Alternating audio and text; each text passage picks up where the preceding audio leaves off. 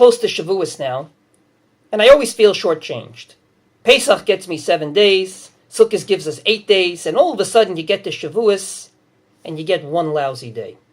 Why is it that the Torah shortchanged us so much on Shavuos and only gave us 1 day? And allow me to sharpen my question. The only reason why we celebrate Pesach and Sukkot is because of the events of Shavuos. We got the Torah on Shavuot, which dictates our Jewish halachic lifestyle, and that day is given one day that we celebrate. And yet Sukkot, which came from Shavuot, because that's the day we were commanded to keep Sukkot, or Pesach, and the whole cleaning before and the eating of matzah on, all came from Shavuos. So how come, when it comes to Shavuos, we only get 1 day? First and foremost, I have no idea. I wasn't on the editorial board of the Torah, and therefore I wasn't there when God dictated to us to only celebrate Shavuos for 1 day. But if I have to try and give not so much a reason, but rather what I would call a result of celebrating just 1 day of Shavuos, I would like to suggest that we don't celebrate Shavuos for 1 day.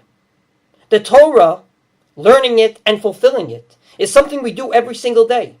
There's not a time in the morning, evening, or night that we're not involved either in learning Torah or fulfilling its mitzvot. It could be in the way we drive, in the way we conduct business, in the way we daven, in the food we eat, and what we say before and after. There isn't a moment that's void of the Torah.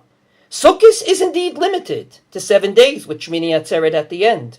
And we make a big deal out of the Sukkah and the Arba Minim. And that's it for the rest of the year. And Pesach is a big deal for 7 days. And we make a big deal out of not eating chametz and eating matzah. But it's limited to those 7 days, and then we move on. The Torah cannot be limited to just 7 days or 8 days. It has to be relevant each and every day.